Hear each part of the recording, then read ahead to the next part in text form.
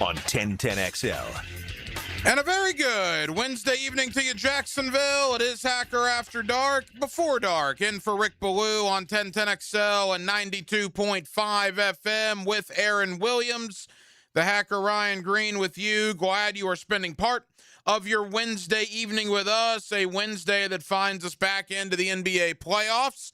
Game 2, Philadelphia and New York up at Madison Square Garden about an hour from now. You also have Game 2, Minnesota and San Antonio, probably a must-win for Wemby and the Spurs, who already lost home court. Minnesota, of course, won Game 1 a few nights ago. We'll talk a little NBA, a little playoffs, but primarily that of the Orlando Magic head coaching search and his former Florida Gator head coach, the man whose name is on the court in Gainesville, Billy Donovan. Is he the first choice to be the brand new head coach of the Orlando Magic? We'll go to Orlando later on in the 7 o'clock hour. Jason Beatty of the Orlando Sentinel will join us then. We'll also talk some Jaguars, as you can imagine. We tend to do that on this program from time to time. You got rookie minicamp beginning this week, late this week, and then, of course, you have OTAs about 3 weeks away from on-field activities that at least the media are invited to down at the Miller Electric Center. So we'll talk with Justin Mello, NFL Draft on SI, get his thoughts on the Jaguar draft and the overall makeup of the roster as it stands right now, entering the middle portion of May. And we will also go to Gainesville. Coming up here in 10 or 15 minutes, roughly, Zach Abolverdi of Gators Online. That's the On3 website. He's also with WRUF Radio in Gainesville. We're going to have Zach on to talk about John Summerall and the Florida Gators, as in the last 24 hours, they have added 3 commitments. According to some websites, there are 3 4-star commitments. 1 on the defensive line, 1 on the offensive line, and a safety. The Gators, any website you basically look at, they're in the top 10 of recruiting rankings for the class of 2027. It's as hot as Florida has been on the recruiting trail, definitely in a couple of years. McElwain never did anything like this. Mullen never did anything like this. Napier, yeah, to an extent. But keep in mind, John Summerall's been there 4.5 months. He doesn't even coach his first game until 4 months from now, right, in September. And he is doing an unbelievable job. He and his staff doing an unbelievable job on the recruiting trail.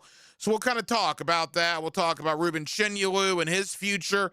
What are they saying in Gainesville about Billy Donovan maybe taking the job with the Orlando Magic? We'll touch upon all that. Zach Abolverdi, Gators Online, and WRUF Radio in Gainesville. He will join us coming up here in about 15 minutes or so. So we're absolutely packed.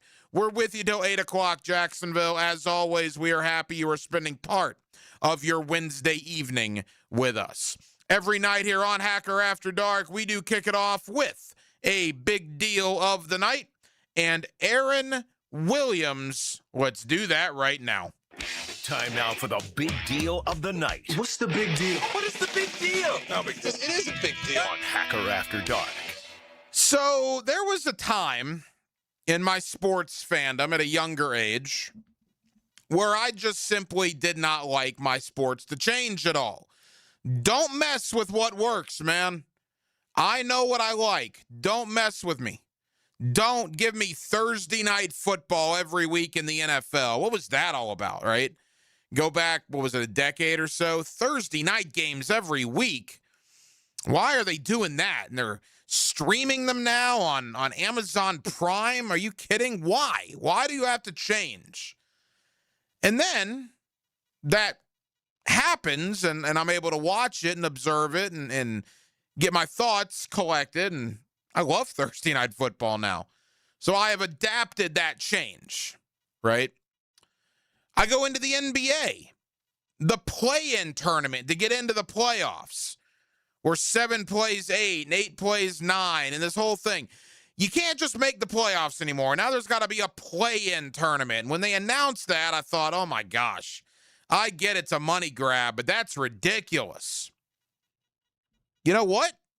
I kind of like it, particularly as an Orlando fan. It's the only way we would have gotten in a couple of instances. The play-in in the NBA has kind of grown on me a little bit.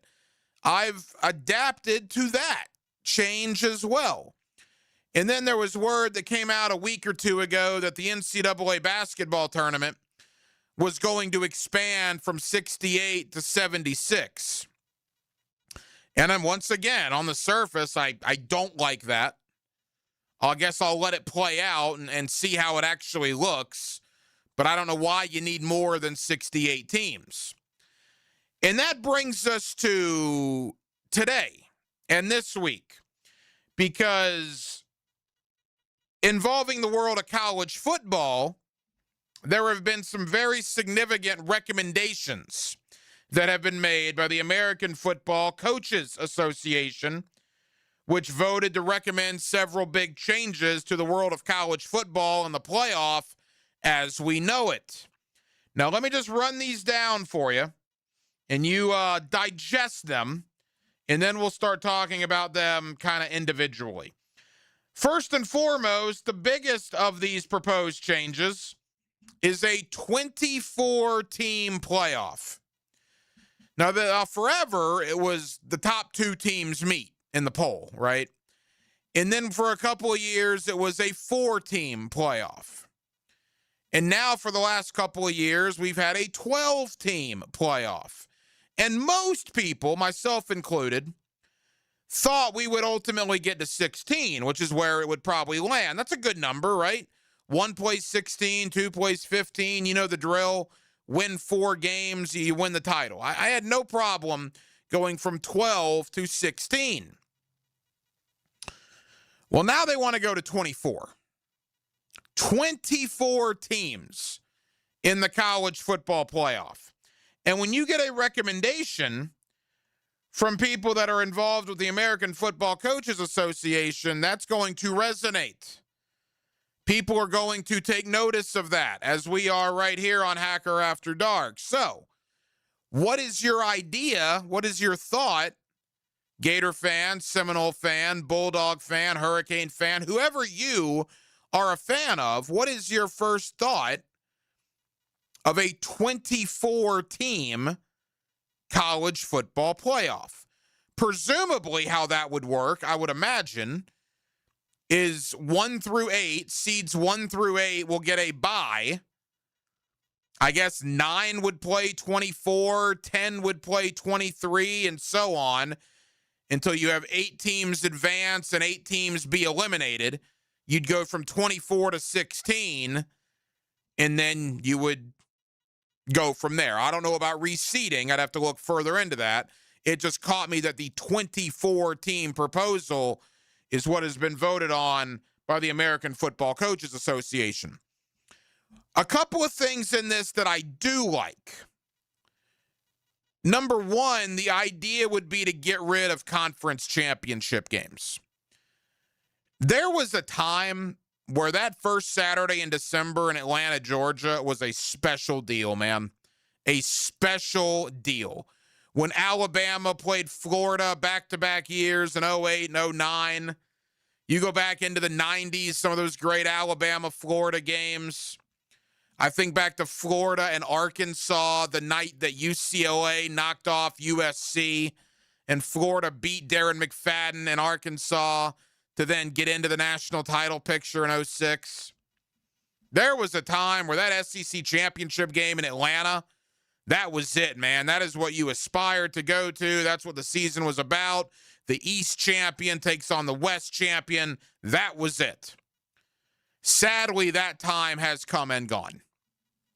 In the world of a 12-team playoff, the SEC championship game means very little, because both teams playing in that game are going to be in the playoff regardless. Now, you can say, well, Hacker, they're playing for seeding, they're playing for a potential bye. Well, okay, sure. And I don't disagree with that. But the winner of that game back in the day had a chance for the national title. The loser didn't. Everything was on the line, whereas now both of those teams are getting into the playoff with a 12-team format. Same thing in the Big Ten. I mean, Indiana played Oregon in the Big Ten championship game last year. Does anybody remember that? In fact, I think it was actually 1-2. No one cared because everybody knew both teams were getting into the playoff and there was a likelihood we were going to see the game again. So the championship Saturday has lost a lot of its luster. Dare I say, is kind of getting in the way right now of college football. So in this proposal of the 2014 college football playoff, championship Saturday, the conference championship games would go away. Another thing that I happen to like about it is you would start the playoff basically a week and a half after the regular season ends. It's nonsense what college football does, even in the land of the playoff. Before the playoff, it was absurdity. I always tell people, and I told Frangie this earlier, my analogy with this is imagine talking to a sports fan that isn't necessarily a college football fan, and you explain to them how college football works. Every Saturday for 3 months, the pageantry, the atmosphere, the anticipation, the rivalries, everything that goes into a big-time college football Saturday in September, in October, and November, and it's awesome. And then you take a month off, and then you figure out who the national champion's going to be. It's nonsense. It's been nonsense forever. The whole playing on New Year's Day thing, give me a break. Even in the 12-team playoff, if you have a bye, if you're one of those 4 teams that has a bye, you're waiting 3 or 3.5 weeks from your last game to playing your first playoff game. What sense does that make? Why? Ridiculous. So in this situation that the American Football Coaches Association is proposing, 24-team playoff, more thoughts on that in a moment. Championship Saturday, conference championship Saturday goes away, and you get right to it, man. You dive right into the playoff. I mean, after the regular season, there's not 3 weeks of this, that, and the other. You're right into the first round. That I like, and they want the season to be over no later than, I believe, the second week of January, which would make the month of December and the first part of January simply outstanding. So there's a lot of this that I like, a lot that I'm sure you like. But do you like 24 teams? 24 is a big number, man. That's a big number. Keep in mind, you only got 4 Power 4 conferences right now, right? And you're not going to get 6 teams out of the ACC or the Big 12. You're just not. So what are we doing here? Are we going to put 7 or 8 teams out of the SEC and the Big 10, 3 or 4 from the ACC and the Big 12, and then maybe a team or 2 from the group of 5? I mean, that means theoretically, if you take, let's say, 7 SEC teams, what are we saying? 8 and 4 might get you in the college football playoff? Certainly 9 and 3 would. No doubt 9 and 3 would. 8 and 4 might get you in. Is that good for college football? I mean, there was a time where if you lose 1 game, your season was on the brink. You lose 2, you had no shot of winning the national title. Yes, that's a little harsh, but that's also what made college football what it was, right? Every game was live or die if you were a fan. Yeah, the rivalries, obviously, but if you had aspirations to win the national championship, you had to win those games. There was no, well, maybe we can lose 3 or even 4 games and still have a shot. Are you kidding? You could maybe lose 1, maybe. If you lose 2, it was 95, 96% of the time a done deal. Yes, I know, I think 07 or 08 LSU, I understand that. But an overwhelming majority of the time, you lose 2 games back in the day, you were not going to win the college football national championship. With 24 teams, you theoretically could go 8 and 4 and get into the college football playoff. Now, some of you may like that. Some of you may say, yeah, well, in the NFL, You can be 500 and get into the playoff. Well, that's true. There's below 500 teams in the NBA that get into the playoff. I can't argue that. It's true. There are a lot of teams in college basketball. They'll go 18-12, right? Or 19-13. They'll lose 35, 40% of their games and make the NCAA tournament. But that's always what has separated college football. That's why the college football regular season, aside from any other sport, name your sport, collegiate or professional, NFL, NBA, Major League Baseball, NHL, college baseball, college basketball, you name it. You could lose a lot of regular season games and ultimately still win the title. Is it likely? No, but you could. You couldn't do that in college football. You had to, win 80, 85% of your games to give yourself a shot at the national championship. Under this scenario, that's no longer the case. That, to me, is the biggest flaw. Again, there's a lot of this that I like. I like not dilly-dallying around, not waiting 3 weeks to start the playoff. I like that. Championship Saturday, even though I loved it 20 years ago, it's lost its place in college football. I would be for giving up on conference championship games. I like that. Having the season end by the second week of January, I like that. 24 teams, that's where I'm struggling a little bit. That just seems like an awful lot of teams to get into the college football playoff.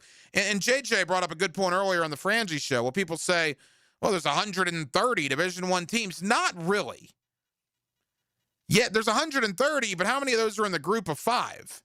How many Power 4 conference teams are there? 16, 32, what are we talking? 60, roughly, give or take? You're going to have teams that can lose a third of their games. Out of 12 games, can lose 4 and still have a shot to get in the playoff to win a national title if this 2014 playoff comes to fruition. And by the way, it's a matter of time. When you get the American Football Coaches Association voting to recommend it, we've already heard the Big Ten wants to go this direction. The SEC, I believe, is kind of the one fighting it a little bit. But I ultimately think at minimum we're going to 16, probably going to 24. Again, 16 to me seems better on the surface. I don't know why you need to add the additional 8 teams. Well, people say, well, it's more college football. Well, yes and no. It is, but do we need more? Do we really need teams playing 17 games to win a national championship? Because if you're seeded 9 through 24, you'd play 17 games in order to win the title. You'd play 12 regular season games, and if you don't get a bye in the playoff, you'd have to win 5 playoff games. Even if you get a bye in the playoff, you're playing 16 games. We saw Indiana do that last year, 16-0. Do we want to see 17 college football games per team? Remember when it was 11? And then it was such a huge story when it went from 11 to 12? Heck, now we're talking about 16 or 17 to ultimately win the national championship. It's an interesting conversation. One that I think we will see sooner rather than later. What are your thoughts on it? Hit me up on the text line, 904-641-1010. 904-641-1010. A team that would probably make a lot of college football playoffs if they go to 24 teams, or at least they should, if we think John Summerall is who we believe he is the Florida Gators. Gator fans, have you seen what your coach is doing on the recruiting trail? 3 commitments in the last 24 hours. 3 offensive linemen ranked among the top 150 players in America. If those 3 commitments hold and those 3 guys sign in December, it would be the first time in 20 years that Florida has 3 offensive linemen all inside the top 150 players in America on the recruiting boards. Maxwell Hiller is a 5-star guy on the offensive line. Florida hasn't had a 5-star offensive lineman in over a decade. You got to go back to Martez Ivey in 2015.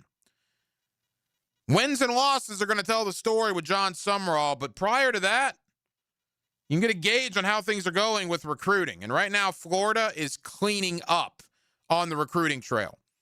Let's talk about it. Zach Abolverdi of Gators Online. You also hear him, WRUF Radio over in Gainesville.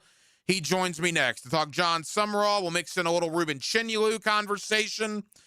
And what's the thought in Gainesville about Billy Donovan perhaps taking the job with the Orlando Magic? We'll talk about all of it. Zach Abolverdi next on a Wednesday evening here in Northeast Florida. A little Hacker After Dark, Before Dark, in for Rick Ballou until 8 o'clock. We're glad you're with us. It's 1010XL, and it's 92.5 FM. Here's another look behind the microphone at 1010XL with Dan Hicken and Jeff Prosser. You can't just walk in off the street and do what we do. It takes years and years of training. I mean, let's just let them perform a tracheotomy while we're at it. Mornings on 1010XL. This is ridiculous. Awaken 180 weight loss. Awaken 180 weight loss. Hacker here. And you know how you get those Facebook memories, right? Well, tomorrow is Little Hack's birthday. And I saw a picture of myself 2 years ago on Little Hack's birthday, and I quite frankly couldn't believe it. I mean, I couldn't believe it. Pictures from more than that, 3, 4, 5 years ago, just awful, man. I did not realize the way I looked. I did not realize how much weight I had gained. And then I got Awaken 180, and Awaken 180 gave me the knowledge, gave me the tutelage, gave me the confidence, gave me the coaching to lose over 100 pounds. You look at those previous pictures, and you look at a picture of me today, that's all you need to know about Awaken 180 weight loss. No needles, no injections, no medication, no appetite suppressants, knowledge, coaching, experience. That is what Awaken 180 weight loss provides. Go to awaken180weightloss.com. That's awaken180weightloss.com, and do what I did. Get in touch with the great folks of Awaken 180 weight loss. Jimerson Burr is a full-service, Florida-based commercial law firm that has experience and capabilities to handle any legal issue a business is confronted with. Learn more about what they can do for you at jimersonfirm.com. Go where the air is fresh and nature is your landscape. Amazing, isn't it? We go to the great outdoors with Jeff Lageman, Captain Kevin Favor, and Captain Kirk Walls on the Nimnicht Outdoors Show every Saturday morning from 7 to 10 on 1010XL. Ackerman Cancer Center is the community leader in cancer treatment, offering advanced proton therapy treatment for cancers near vital organs or complex, hard-to-reach areas. Take charge of your well-being with AckermanCancerCenter.com. Northeast Florida's highest-rated residential home electrical contractor is American Electrical, providing unsurpassed quality in Duval, St. Johns, Clay, and Nassau counties. No matter your electrical problem or project, large or small, American Electrical will get it done at a price that's right. High-quality electrician, that's who they are. Trusted company that's been on the First Coast for decades, proudly serving the community while being a big part of the community. Call American Electrical for all your electric needs at 737-7770. Wired right at a fair price. Bueller. Stay cooler with Bueller. Hey, Jason, thanks for fixing my air conditioner last week. It's way nicer at my place now. Glad we could help. Good to know it was just a small repair. I know, a new air conditioner can be pretty expensive. I mean, they do keep your whole house nice. That's a lot of space to keep cool. I know. And they do it all summer long, even when the weather is totally Jacksonville temperature outside. I know. Luckily, if you ever do need a new AC, we can arrange a financing plan that'll make it easy for you to handle. Wait, I didn't know that. Here, put on these sunglasses. Whoa. They can show banking information? Cool glasses. Short term, long term, low interest, zero down payment. There's all kinds of options for bigger projects or even repairs as low as $500. I wish I had these math sunglasses in high school. You and me both, pal. Stay cooler with Bueller. Visit BuellerAir.com. Living on Amelia Island, having fun in Fernandina Beach? No matter what brings you to the fun, cozy town, make sure you check out the tap room at Mocama Beer Company. With a full flight of craft creations, from the Cosmico IPA to the Motor, the perfect pilsners and lagers, matching memories and some Mocama magic is what it's all about. Mocama Beer Company in Fernandina Beach, near the big water where the sun is born. And look for more Mocama craft at your local Total Wine or ABC Liquors. Blue here for the Blue Crab House, located right off of San Jose. It's on Jewington Creek Road. They've been around since 1996. Indoor-outdoor dining. Also, takeout is available at the Blue Crab House. Open 4:30 to 9, Tuesday through Saturday. Sunday, noon until 9. Remember, Tuesday, $2 margaritas. Wednesday, $1 oyster night. How about the blue crabs? How about my personal favorite, the Canadian snow crabs? Whatever it is that you fancy, you get it right there. The Blue Crab House. Ready to join the team? The Jaguars and our stadium partners are hosting a job fair Wednesday, May 20th. We're looking for enthusiastic new faces to serve as ushers, ticket takers, concessionaires, security, and more. Stop by the Prime Osborne Convention Center and apply on May 20th from 5 p.m. to 8 p.m. Professional dress, a pen, and a smile are all you need. There are 1,000 spots to be filled for the 2026 season, so join us and be a part of the Jaguars game day team. Hey Jacksonville, this is Sullivan from Cycles of Jacks. If you're looking for bikes that are designed with precision engineering and innovative features to ensure every ride is a memorable one, then you need to check out what Honda has right now, Ready to Ride. From touring bikes designed for long-distance comfort to compact models perfect for city commutes, each motorcycle promises an exceptional riding experience. See us on Instagram and Facebook at Cycles of Jacks. It's all in our showroom, so come check us out. 1010XL, presented by Farah and Farah, exclusive injury law firm of the Jacksonville Jaguars. Focused, fueled, fearless, Farah. Here's another call on the 1010XL hotline, driven by Key Buick GMC, home of the lifetime powertrain warranty. Back here on 1010XL at 92.5 FM in the city of Jacksonville. We are glad you are with us. Boy, what a couple of days it's been for John Summerall and the University of Florida on the recruiting trail. They have gotten 3 commitments basically in the last 24 hours. You add that to the 9 prior commitments they already had, dozen or so commitments already for the class of 2027, and they find themselves inside the top 10 of a lot of recruiting rankings. How is Summerall doing this, considering he hasn't even coached a game at the University of Florida yet? Zach Abolverdi of Gators Online. You also hear him with WRUF Radio in Gainesville, and Zach's always kind enough to join us here on 1010XL. Zach, how we doing? I'm doing well, man. Not as well as John Summerall, but I'm doing pretty good. Man, he is on some sort of heater. And look, it really started, the dominoes in this started with the 5-star offensive lineman from Pennsylvania, Maxwell Hiller. And then you just talk about whether it's Peyton Miller, the 4-star from Texas, Davin Davidson, the 4-star from Florida. He just got another 4-star offensive lineman in Elijah Hutchinson yesterday. What is John Summerall selling that so many kids are buying right now? Well, that he has approached his program as a head coach. He's kind of breathed new life into Florida football just with his intensity. To see John Summerall up close and personal and what he's like as a head coach. And I'll be honest, man, I've covered a lot of different head coaches. He is different just in terms of the vibe that he gives off. And I think a lot of people obviously are buying what he's selling right now. And, you couple that with a really good coaching staff that he's put together, man, he's got some recruiters on that staff between Phil Trotwine, Brandon Harris. They've got a good product going right now, and they're aggressive. That's the one thing, even speaking, Ryan, to people in the program that were on the previous staff, they really like how aggressive John Summerall and his staff are when it comes to going after not just high school recruits, but transfer portal prospects as well. They just don't mess around, and I think you're seeing the results of that. Zach, I want to talk about Phil Troutwine, obviously a former offensive lineman at the University of Florida. The Gators are doing stuff in recruiting right now that they have not done in decades. They have 3 of the top offensive linemen in America committed for the class of 2027.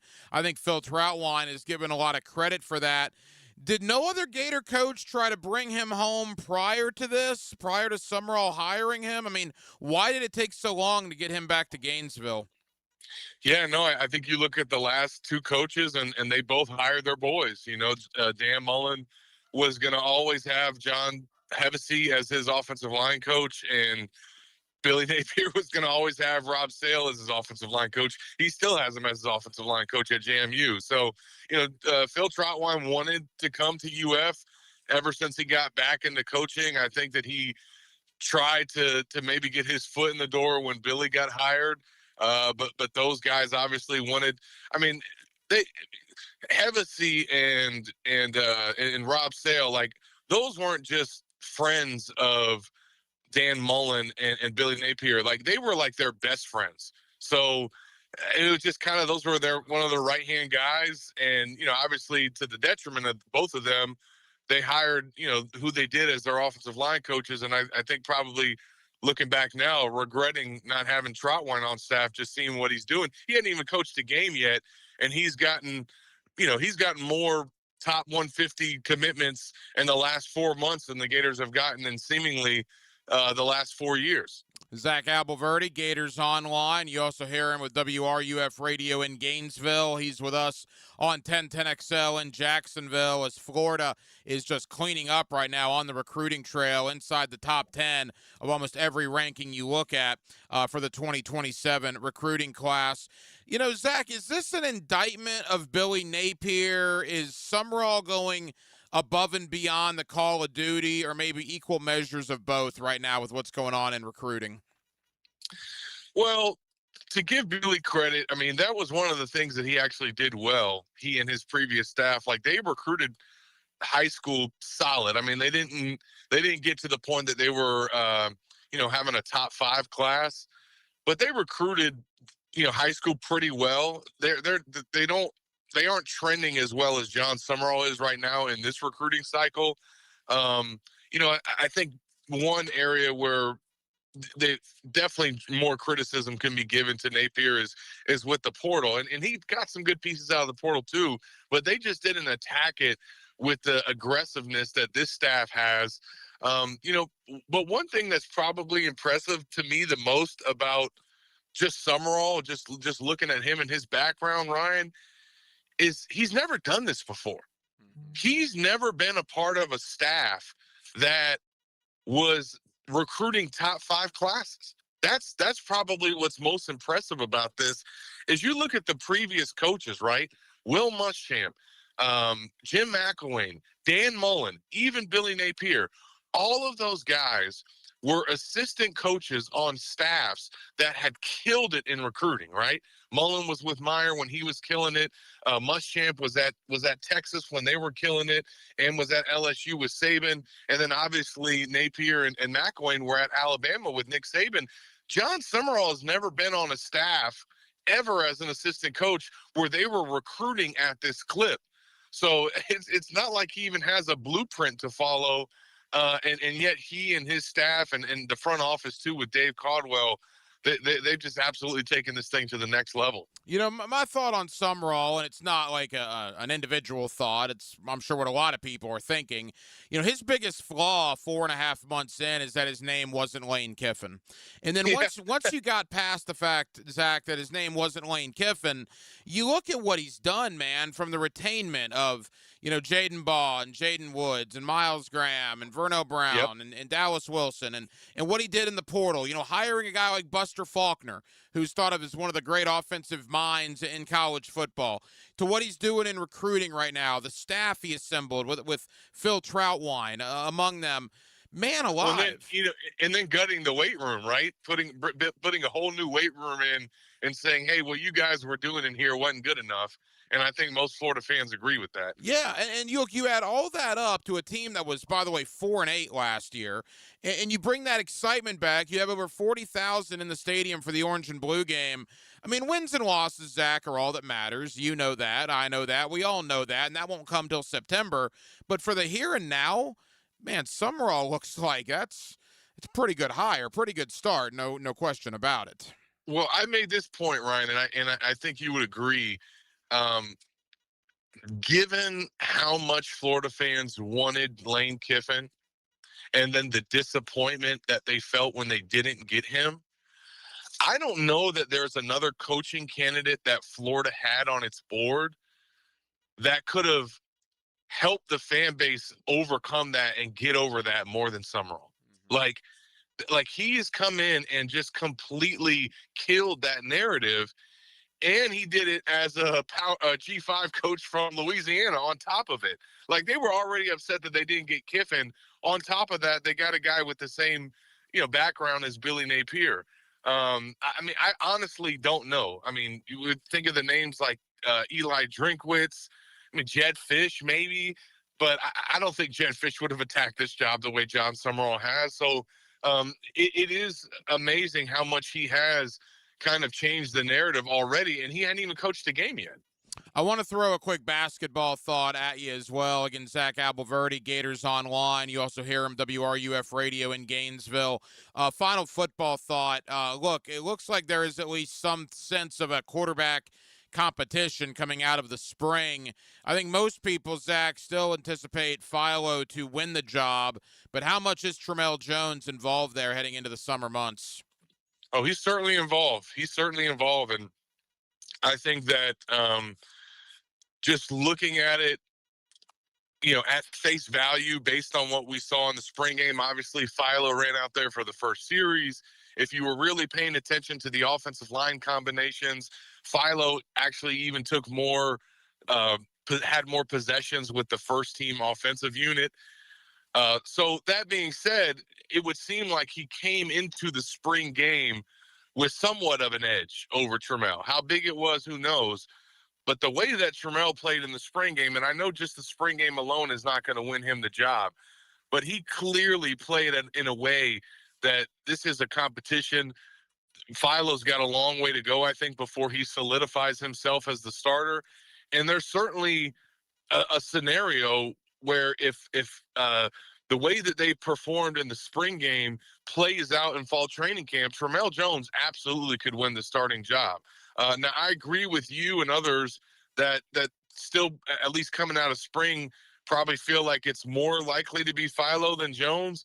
But it is a true quarterback competition, and I don't think that they're looking at Philo as a clear front runner. They're going to give Tramel every opportunity to win the job, as they should.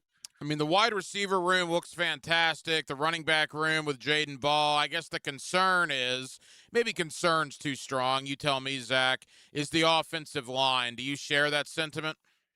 Yeah, and it's more of an unknown. It is a concern just because they don't have their set five yet. But it's just, you're replacing three starters up front. You brought in some transfers that might end up in the starting lineup. There's just a lot of moving parts there. So it is a work in progress, and I can appreciate the fact that John Summerall has been honest and upfront with us about, hey, that group isn't where it needs to be, versus, for example, last year with Napier telling us, oh, everything's okay with DJ. Don't worry, he's going to be fine for the season, and he wasn't. John has let us know, like, hey, if this group doesn't have a good summer, we've got no chance. So that's kind of refreshing to hear that kind of messaging. He has also said that he's pretty confident that they'll get five on the field that can play. They just got to figure out who those five are going to be. Final moment, Zach Abolverdi, Gators Online. You also hear him, WRUF Radio in Gainesville. Zach, what are we thinking about Ruben Chinyalu? Because if they get him back, holy cow for Gator basketball. Yeah, man, this roster is going to be ridiculous. I think that he is more likely to come back than he is to turn pro. That was what I was told is where he was leaning prior to announcing that he was going to go through the draft process. And I do think it's beneficial for him to do that because he did improve his game a lot last season compared to where he was a year ago. So it'd be good for him to get some feedback from the league on where his game is right now and what he could potentially do to play himself into the first round next year. But next year's draft class is a weaker class. If he is going to go where he's projected right now, which is in the second round, he is going to make more money at the University of Florida, from rev share if he comes back to school. That, I think, coupled with all the other guys that have decided to return, Carlin Hartman being back as well, who coaches the bigs, I just think there's too much for him to come back to Gainesville. So I think he'll go through the combine and then announce he's returning. When it was senior day in Gainesville, and I was sitting there thinking, well, this is the last time we'll see Houck, Condon, and Chinyalu together. Oh, maybe yeah. Some come back, maybe some don't, but there's no way that all three come back. And Zach, if Chinyalu comes back, I mean, how did Florida do that? Well, I mean, two things. I think number one, and we got to start with it, Florida's NIL stepped up, man. I mean, shout out to the donors and boosters that have opened their checkbooks, because clearly Florida is shoveling out more money, not only for basketball, but for football as well. I mean, they have stepped it up. I think the other thing, though, is the way the season ended, Ryan, ended up being a blessing in disguise, right? Thomas Houck and Alex Condon and Ruben Chinyelu were so distraught. And I mean, I was in there. I was in the locker room. Chinyelu was balling. Tommy Houck, when he came back from the podium, he couldn't even do interviews in the locker room. He could not collect himself to talk. These guys were so upset by that loss at Iowa that I just think it lit a fire in them. And I wonder if, if Florida had made another deep run and, let's say, made it to the Final Four or just gone deeper than the second round, I don't know that they've got this sick feeling in their stomach that makes them want to come back. I think that was probably what pushed Houck over the edge. I think Condon probably knew he didn't improve his game enough to take the jump, because you saw him come out and announce that he was coming back without even testing the NBA. But I think Florida stepping up its NIL and their season ending on a sour note is kind of what motivated these guys to come back. It could be an unbelievable year, no question. Zach, final question for you, and it's more of an opinion. 19 years ago, Billy Donovan was going to leave the University of Florida to go to the Orlando Magic and then had a change of heart. Boy, what a full circle moment it would be if 19 years later, Billy Donovan does take the job in Orlando. What has been the conversation, knowing that the Magic job is open and that Billy Donovan is available? Yeah, there's certainly a lot of talk surrounding him with that job. I think Florida fans here in Gainesville would like the idea of him going there. One, because they could root for him as an in-state NBA team. But two, I think there's obviously been some conversation about him potentially going back to college. He was in the mix for, the North Carolina job. If Mark Pope doesn't work out at Kentucky, could the Wildcats come calling for Billy? So I know Florida fans, if they could help it, they don't want to see that guy back in college. And it is crazy to think about how that could come full circle for him. I don't think anybody thinks he made the wrong decision back there when he flip-flopped. But he would walk into a great situation now if he got that Magic job. So, personally, I hope he gets it. I wouldn't mind going to cover some of his games. And I think that might be a better fit for him than some of the other NBA teams. Zach, tell the Gator fans over here in Jacksonville about Gators Online and the coverage you guys will have in the coming weeks. Yeah, absolutely, man. Definitely come check us out if you haven't come over to the site. We got a deal that you can get in the door for just $1.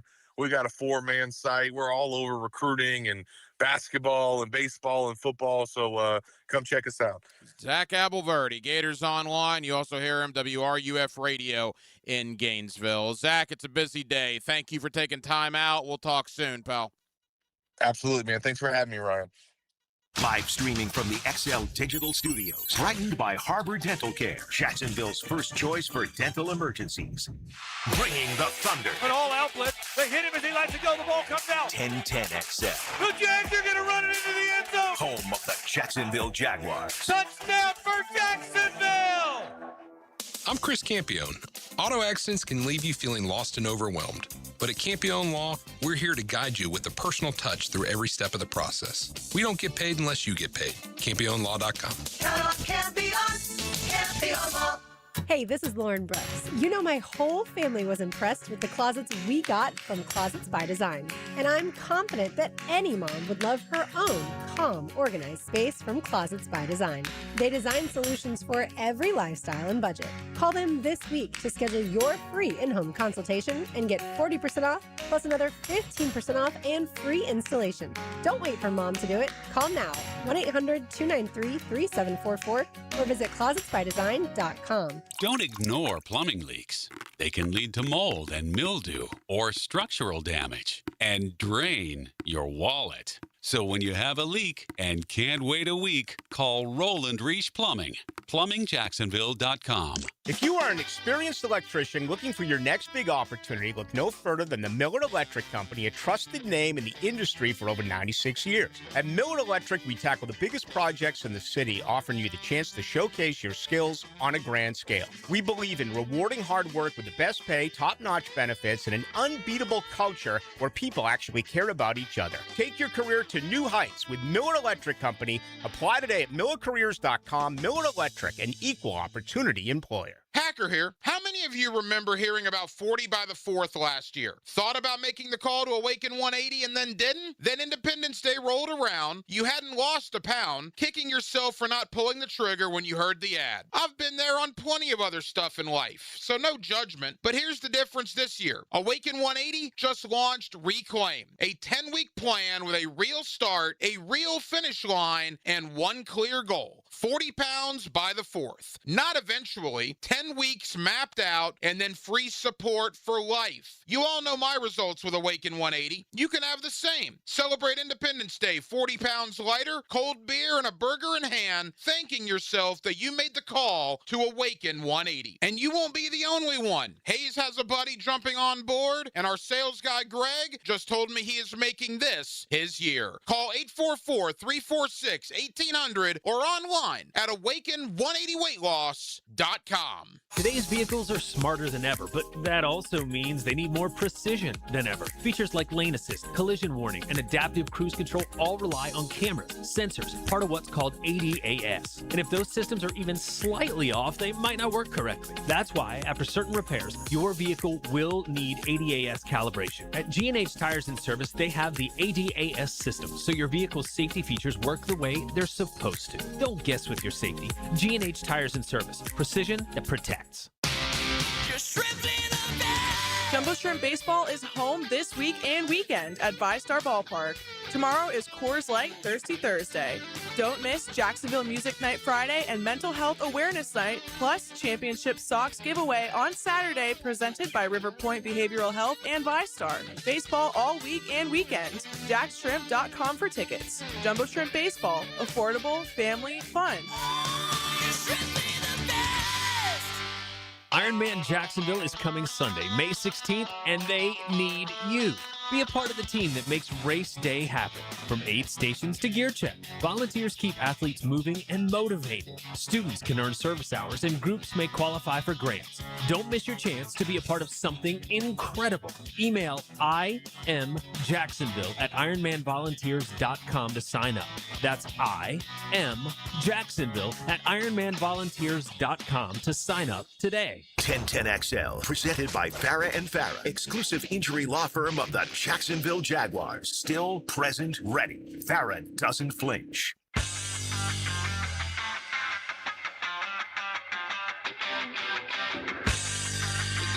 This is Hacker After Dark on 1010XL. Yes, it is. A little Hacker After Dark, Before Dark. In for Rick Ballou tonight till 8 o'clock, 1010XL, 92.5 FM. Sad day today. We lost Ted Turner.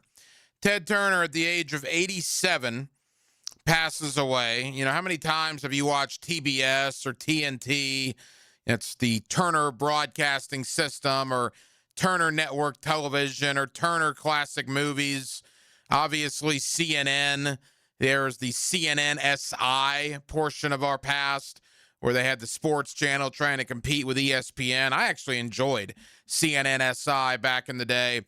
You know, Frangie and I were reminiscing on his show about Ted Turner going national with the Atlanta Braves on TBS and how that was unbelievably changing in the world of sports, because up until that point, you never really had a team that you could watch anywhere, right? You could watch the Atlanta Braves anywhere once Ted Turner put them on TBS, which is why there are so many Atlanta Brave fans. And then the Cubs did the same thing with WGN. And then eventually now it's turned into what it's turned into. But TBS and the Atlanta Braves are synonymous forever. In the, you know, I think they started in the 80s, but certainly those early to mid 90s teams. So from a sports standpoint, you know, Ted Turner owning the Atlanta Braves, doing what he did with TBS. I believe he owned the Atlanta Hawks too. I didn't even realize that he won the America's Cup. Frangie told me that earlier. That's pretty crazy that Turner did that. I mean, he had an amazing life. For people my age, right? I think, early to mid 40s, certainly. Probably mid to late 30s, and maybe even a little older if you're in your late 40s, early 50s. Something else Ted Turner did. I am not near the pro wrestling fan now that I was. I mean, I used to be really, really into it. I can't tell you the last time I watched a Monday Night Raw. I don't know if I've grown out of it necessarily, but it's not my cup of tea anymore. That wasn't the case, 10 years ago. I mean, I was all into it. And I was certainly into it as a teenager.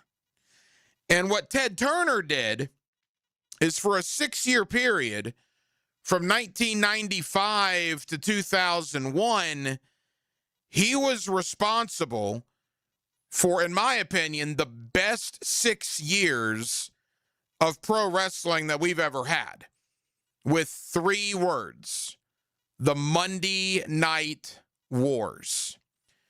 When Ted Turner's WCW got put on Monday night on TNT to go opposite Vince McMahon's WWF, which was on the USA Network, and from the hours of it start 8 to 10, and ultimately it branched into 3 hours, 8 to 11. For those 6 years on Monday night, if you were a teenager or a college student or middle school, and I'm sure I'm talking to a lot of you right now that are in my age bracket, man, that was incredible. It was incredible to flip back and forth from TNT to USA. What was Vince McMahon's guys doing? What were Ted Turner's guys doing? Obviously, the new world order of wrestling and everything that was so popular with our age back in the late 90s. And that was Ted Turner.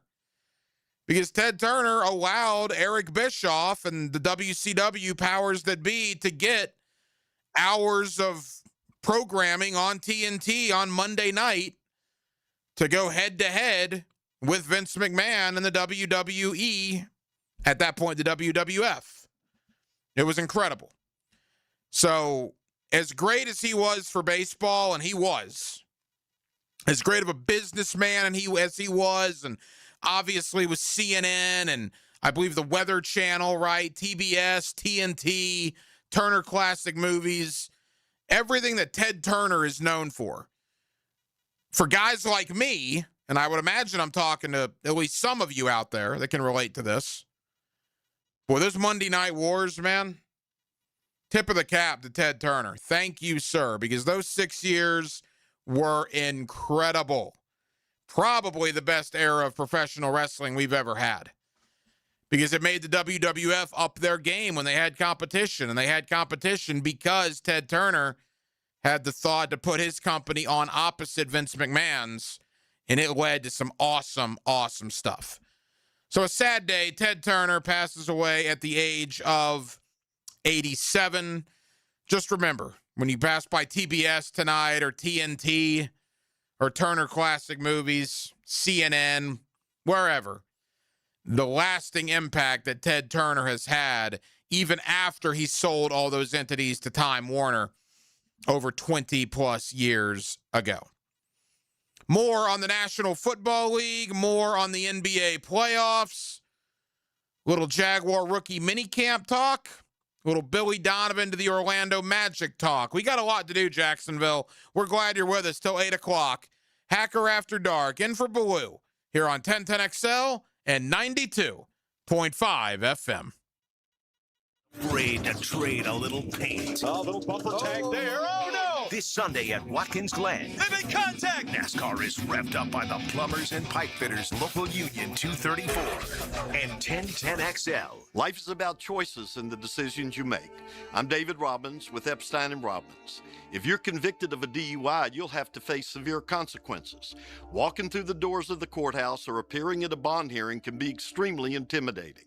Without the right lawyer, you're likely to make the wrong decision. Let our team help you make the right decisions in court. Epstein and Robbins, the right choice. Epstein and Robbins. fighting for your rights since 1975. All right, here we go. Jacksonville summer is around the corner, and the heat is bringing the pressure early. Your AC takes the field. It's trying to hold up the weight.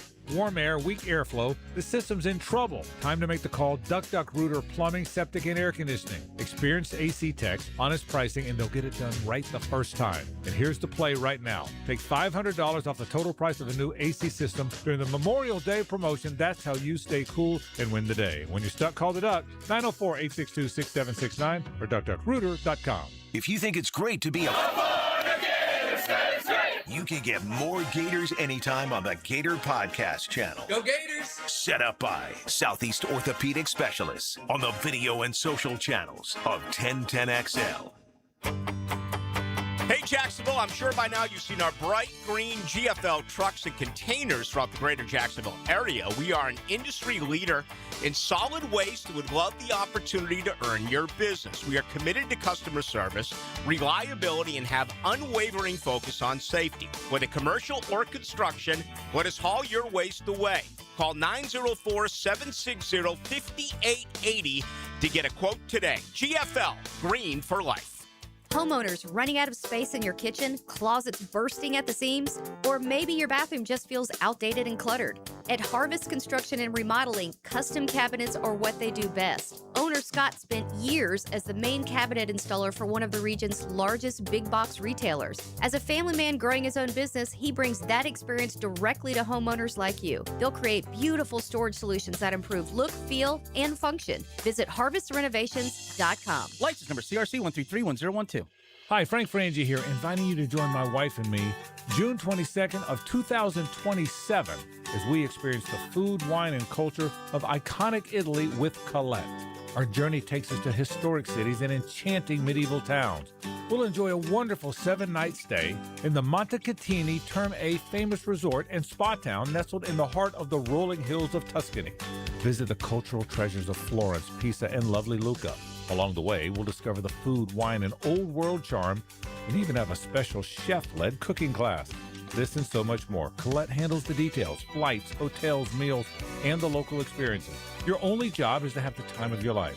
Don't miss joining my wife and me in Italy. Now, to learn more, visit 1010XL.com or call Colette at 800-581-8942. Come away with me.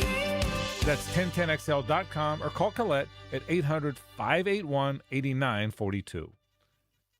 Hey, Hicken here. I want to tell you guys about Lift Power. Lift Power, a Jacksonville-based business, been around for more than 50 years, family-owned and operated, and always on the lookout for good folks, experienced lift truck and dock and door technicians. The benefits out of this world: 401k, company vehicle, paid training, sign-on bonus. Offers so great. Come see why Lift Power has been voted one of the best places to work for the past several years as well. We want you to be a part of the family. Don't let this opportunity slip by. To learn more, all you got to do is go to liftpower.com. Check them out at liftpower.com. If you're still looking for the perfect Mother's Day gift, surprise mom with a fresh baked box of gourmet cookies from Cookie Fix in San Marco.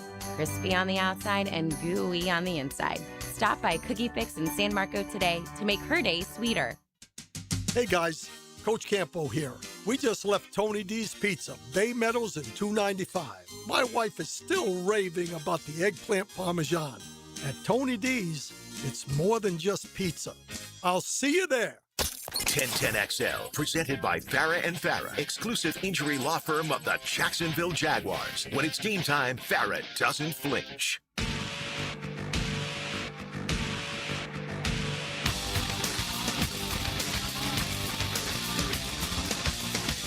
Hacker After Dark on 1010XL. Halftime, Hacker After Dark, 1 hour down, 1 hour to go. In for Rick Ballou tonight. We'll take you up until 8 o'clock. You know, I didn't get into this the last couple of nights, but that Kentucky Derby on Saturday was tremendous. I mean, absolutely tremendous. It started off crazy. I don't know if you guys saw it, but one of the horses, Great White, this gigantic horse, didn't even make it to the starting line because he basically was getting all frazzled and fell down, and his jockey went flying. He appeared to be okay, but he got pulled like right literally as they were getting in the starting block. And then the race itself, I don't know anything about horse racing except for about 8 minutes a year when I watch the Triple Crown. but it was as compelling a 2 minutes as I've seen for the Kentucky Derby in quite some time. And this horse, Golden Tempo, which literally was at the back of the pack with not long to go, just turned on the afterburners, man. I mean, you want to talk about whoo, and passed everybody to win the Kentucky Derby. Was a huge story. Wonderful. Great theater, great cinema. I was all into it. So I'm kind of fired up for the Preakness, right? Can we see a Triple Crown? Can Golden Tempo get the Triple Crown this year? No, I can guarantee you that's not going to happen because Golden Tempo is not going to race in the Preakness. The trainer for Golden Tempo releasing a statement earlier this afternoon. After much thoughtful discussion as a team, we have decided that Golden Tempo will bypass the Preakness. We are incredibly appreciative of the excitement and support surrounding the possibility of a Triple Crown run. The enthusiasm from racing fans, our owners, and our entire team has meant more to us than we can properly express. Golden gave us the race of a lifetime in the Kentucky Derby, and we believe the best decision for him moving forward is to give him a little more time following such a tremendous effort. His health, happiness, and long-term future will always remain our top priority. Look, I'm not going to say anything about that because that's obviously first and foremost. If they think it's too short a time between the Derby and the Preakness to put him out there, that's their prerogative, right? They know far more about it than I do. But what I don't understand, because I'm not as educated on horse racing as maybe I need to be, I just don't talk about it very much. This has become a trend, right, for the last couple of years, where the winner of the Derby doesn't even run in the Preakness. And I guess my question to horse racing fans, hit me up on the text line, designed by Lifetime Enclosures, 904-641-1010, because I'm genuinely curious, when did this become a thing? Because for years and years and years, the Kentucky Derby winner would run in the Preakness. And now I know this is at least the second time in recent memory, maybe the third, where the Derby winner doesn't run in the Preakness, thus you have no shot of a Triple Crown. And that just kills all the excitement, right? I mean, for I'm as casual a horse racing fan as you can find. I assume there are diehard horse racing fans in our area. I'm just not one of them. But if Golden Tempo, who won the Derby, was out there at the Preakness, I would be 100 times more inclined to watch it than I probably will be knowing the Derby winner is not running the Preakness. And I'm just curious when this happened, or am I reading it wrong? Because, again, I don't remember Derby winners not running in the Preakness. I know it's happened as of late, but I don't remember this being a thing for the last 10, 15, 20 years up until recently. And what a buzzkill, man. After a great Derby, you're thinking, all right, can he get the Triple Crown? And not only is he not going to have a chance for the Triple Crown, he's not even competing in the Preakness, which, again, to me is a buzzkill. Now, health, happiness, everything that was released in that statement, sure. I can't speak on that. You know, if they're worried about his health, you don't want to put him in harm's way. But again, for decades, the Derby winner ran the Preakness. That doesn't seem to be happening very often anymore. And I don't know why. And I'm just curious if you do, or if you have a theory, hit me up on the text line. My theory would be, again, the uneducated theory is they won the Derby by the skin of their teeth. They were last with half a lap to go. Did they catch lightning in a bottle, and are they concerned that they would have no shot in the Preakness or the Belmont? I don't know. But, again, if it's a health issue, then, yeah, obviously you look out for the animal's health. It's just unfortunate that we don't have a chance now to see a Triple Crown winner. What we will have a chance to see this weekend is Jaguar Rookie Minicamp. And then we'll have a chance to see OTAs coming up in a couple of weeks, veteran minicamp next month, and then, of course, training camp towards the latter stages of July.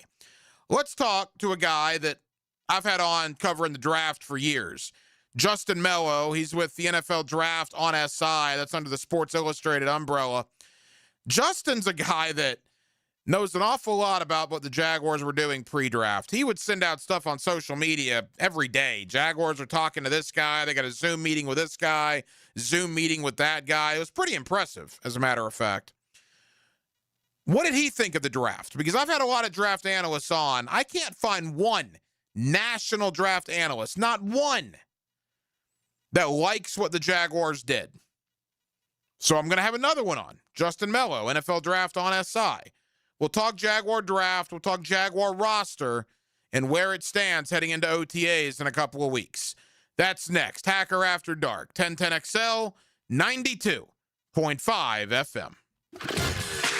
Travis Pastrana here from Nitro Circus Live, and you're listening to 1010XL, 92.5 FM, Jack Sports Radio. Hey, Hicken here. I couldn't be any happier than to join the George Moore Chevrolet family. When I say family, I mean it. Visit their beautiful showroom today off Atlantic Boulevard. Find out exactly what I'm talking about. No pressure, just friendly help. And whether you want a car, a truck, SUV, electric, pre-owned, you name it, George Moore Chevrolet has it. And if you can't make it over to Atlantic Boulevard, no problem. MooreChevy.com is easy to navigate as any site you will try. It's never been more easy to use. George Moore Chevrolet. Together, let's drive. I'm local attorney Rick Alexander. In my 30 years practicing law, I've learned you never want to choose money over health. It's always a bad deal. Unfortunately, when someone screws up and you get hurt, that choice is gone. Your only choice is whether you face the future with a lawyer or without one. If you're hurt because somebody screwed up, call me at the practice. The Alexander Law Practice, 904-460-600 or alexanderlawpractice.com, Jacksonville. Home of the Jacksonville Jaguars. WJXL AM Jacksonville Beach. WJXL FM Jacksonville Beach. Attention poker players, the tables are heating up at all Best Bet locations. Don't miss a minute of the action with $800 high hands every Friday and Saturday, $555 Cinco de Mayo high hands every 20 minutes, and the Memorial Day $30,000 cash giveaway. And don't forget to earn those entries to win a side-by-side all-terrain vehicle starting May 1st in Best Bet St. Augustine. Get to your location of choice, Jacksonville, Orange Park, or St. Augustine, and take home your winnings. For all the details, visit bestbetjacks.com. Got a dent or a scratch that needs fixing? San Jose Collision in Mandarin offers expert auto body repair and works with all insurance. Family owned and locally trusted. San Jose Collision in Mandarin. Your AC's broke, it ain't no joke. Call Florida Home AC. Florida Home AC. Florida Home AC. Florida Home AC. FloridaHomeAC.com. Good people drink good beer, and great people drink Mocama, a refined craft brewery out of Fernandina Beach, Florida. Mocama Beer Company brings sophisticated flagship beers, including Cosmico IPA and Dune Garden Lager, to the greater Jacksonville area.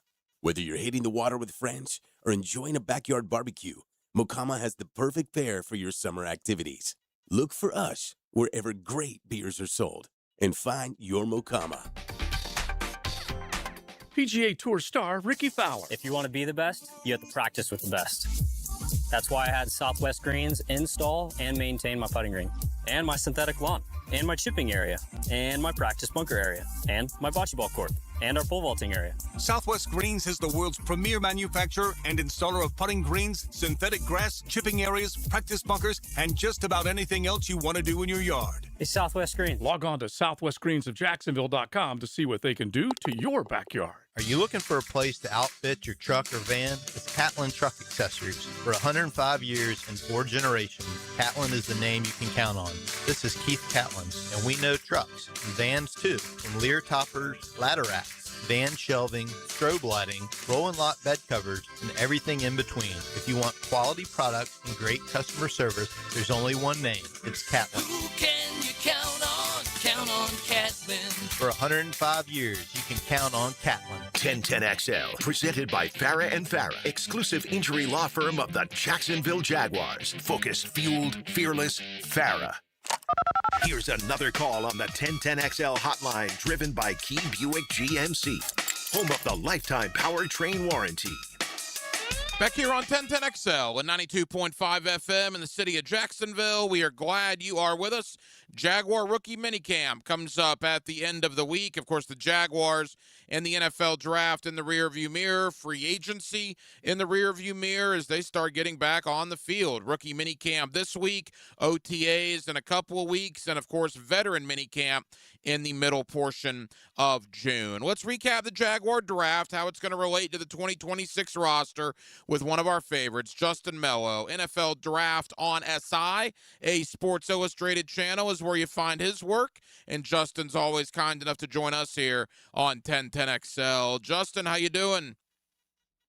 Doing well. You know, I've had a fun time sort of analyzing and dissecting the 2026 NFL Draft now that it's in our rearview mirror, going through all 32 classes and really trying to understand how each organization decided to attack the NFL Draft.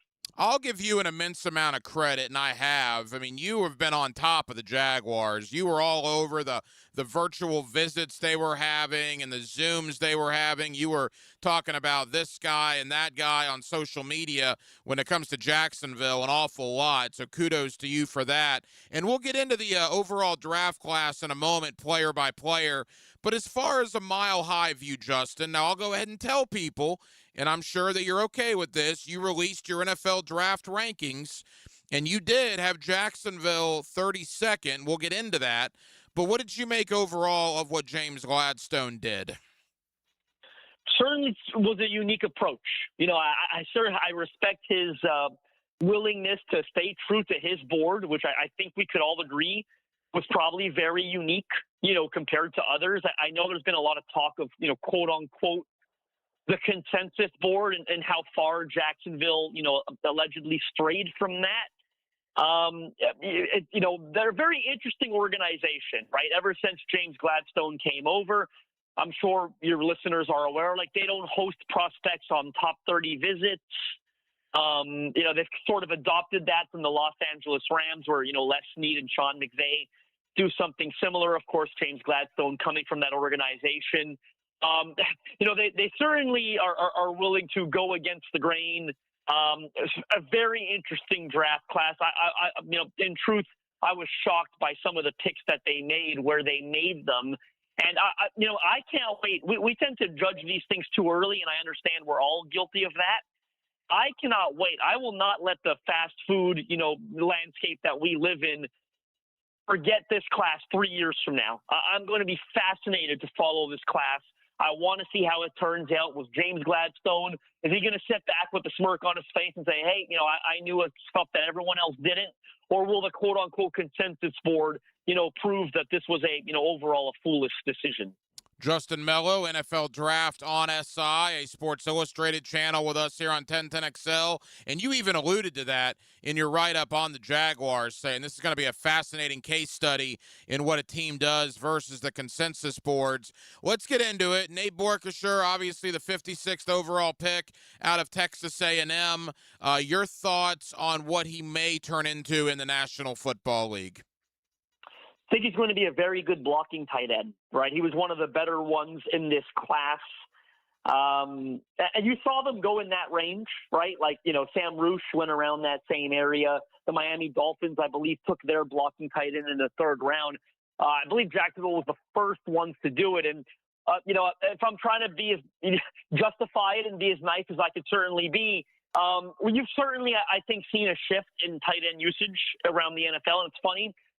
Gladstone's former employee, the Los Angeles Rams, were a big proponent of that this past season. A lot more, you know, 12 and 13 personnel. You know, the NFL, it's a vicious cycle. You know, as defenses go lighter to try to, and that's obviously been happening for a while now, but as teams get lighter to try to prevent the pass, they get smaller and faster. Well, now you're seeing the pendulum swing the other way around on offense, right? Okay, well, we're going to get heavier. And your nickels, you know, they can't get around our blocking tight ends. We're putting a bunch of these guys on the field. So I certainly think this pick was made with that trend in mind. Of course, where I have a tough time, you know, getting on board at 56, 57 overall, whatever it was, their first pick in the draft. So here's a guy who was in college for, 5 seasons, I believe it was, 5 or 6 seasons, a super senior essentially, and he never had 200 receiving yards in a single season. To take a Well, we expect him to be a blocking tight end only, or essentially, and certainly a blocking tight end first before he's anything else. In that range, did feel a little rich for my blood. Now, listen, he went to Mobile, the Senior Bowl. I thought he showed a little bit of pass catching potential, a bit more upside than maybe the tape showed at Nebraska and Texas A&M.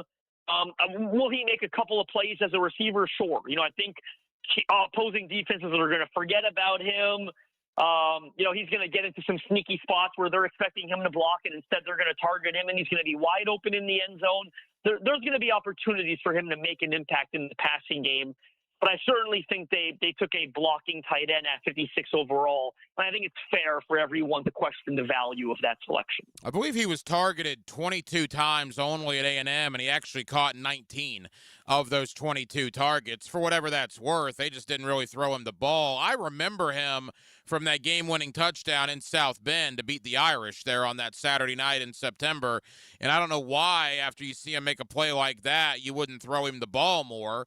But that's what A&M chose to do. So I agree it will be a very interesting situation to see how Borkacher does in the league. His teammate, Albert Regis, comes with him. And what's interesting, Justin, is I've talked to enough people over the last week that might have more of an issue with the Regis pick than they do the Borkacher pick. Yeah, it certainly felt like another reach. I thought probably had a fifth-round grade on him, I would say. So for him to go in the third at number 81 overall, he does some good things well, right? Like, not only is he a teammate, he's another super experienced player. He was a fifth-year senior this past year. Only 2 of those were as a starter. And there are some physical deficiencies. He does not have great length.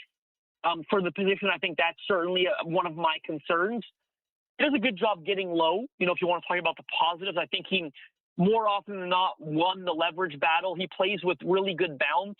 I think from a technical perspective, he's nuanced and he's well developed in those areas.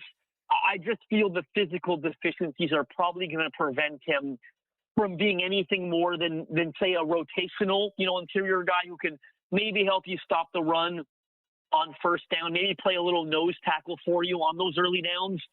Don't think there's a lot of pass rushing potential there. Again, the length hurts. When I'm getting, especially in this class, there's not a very good defensive tackle class. I think we only had, maybe 2 of them in the first round, and even that was a surprise. I thought there was a chance we were going to get 0 of them. We had 2. I'm getting one there in the third round. I'm hoping that I can get someone in this class that's going to help me rush the passer a little bit, not just be like a run stopper first and foremost. I thought that was another reach for them there at the, in the middle of the third round. Justin Mello, NFL Draft on SI, a Sports Illustrated channel, with us here on 1010XL in Jacksonville. By all indications, Emmanuel Pregnon, the big offensive guard from Oregon, you get him at 88. I've actually had people tell me, well, if you took Pregnon at 56 and Borkacher at 88, it wouldn't, quote, look as bad. I think that is ridiculous. But the sentiment is that maybe they got a steal at 88 with Pregnon. Yeah, I get the sentiment. Love this pick. Thought it was the best pick they made by far. I thought he was going to be a second rounder, and I thought he was going to be an early second rounder. I'll raise my hand and say I haven't tried to, but I haven't quite gotten to the bottom yet of why he was there at 88. I don't know if there was a medical flag or a character flag or whatever it was, but I was shocked, to see him available in that range. And I think that's a phenomenal pick for them, assuming everything checks out. I think they've got a future starter at guard. They've got some experienced guys at the starting positions right now that are soon going to come up on contracts, and they probably won't be able to retain them or won't want to retain them. Salary. They're a good football team, right? So you've got to make tough financial decisions at times. And, same thing they did with Devin Lloyd, this offseason. So imagine one of those guards is eventually going to come up, and they might not make sense for them financially. And the best way to prepare for that is to have a cheap, affordable starter on a rookie contract. And I think they've got a starter in waiting in Emmanuel Pregnon. I was infatuated with the tape, legitimate people mover, really good player, really good prospect. And I was stunned that he was there at 88, and I certainly thought it was the best pick they made. Yeah, the only thing I was told about Pregnon and why he may have been there at 88 was twofold. Number one, he's a guard, right? There's a lot of people that like that guard tackle idea where you could do both. Pregnon's a guard, and he's on the older side. He's like 24. So maybe that's why he fell to where he did at 88, but certainly Jacksonville is not complaining. What's interesting to me there, I totally get that sentiment, but we had a guard go 26, right, to the Houston Texans, who traded up to get Keelan Rutledge. We had a guard go 34 or 35, I believe it was, in Chase Besantis to the Arizona Cardinals in pre-draft. So I was talking about Emmanuel Pregnon as being in that caliber of prospect. I always grouped the three of them. Well, who are some of the best guards? We know Vega Ione was going to go early. Well, after him, it's Chase Besantis, it's Keelan Rutledge, it's Emmanuel Pregnon. I thought all of them were going to be second-round picks. So you look at where the Texans got Rutledge, you look at what the Cardinals got in Besantis, you certainly got to say the Jags by far got the best value on Pregnon, especially if there's no injury or character concern. Starting with Jalen Husky and going back through what they did on Saturday at the draft, anybody stand out to you from what the Jaguars did with their selections? Yeah, I thought there were some more reaches, in truth. The one, Jalen Husky certainly shocked me there in the third round, certainly shocked me. And then Wesley Williams, in all honesty, I liked Wesley Williams on tape, but the nature of the beast, in all honesty, is when I saw 4.9 at the combine, he ran a 4.9, and he did so at 256 pounds, so he's not that heavy. It's really unjustifiable, in all honesty, to run that time at 256. In previous drafts, we've seen that render guys undrafted. I remember thinking last year, I know it's a different position altogether, but athleticism matters. Like, Xavier Restrepo is going to be a third-round pick. Well, he ends up running like 4.7 or whatever he ran. Okay, he's undrafted. I thought we were probably going to get a similar impact on Wesley Williams when he ran 4.9 at 256. So seeing him go at 119th overall certainly stunned me. Good, tough, physical player on tape.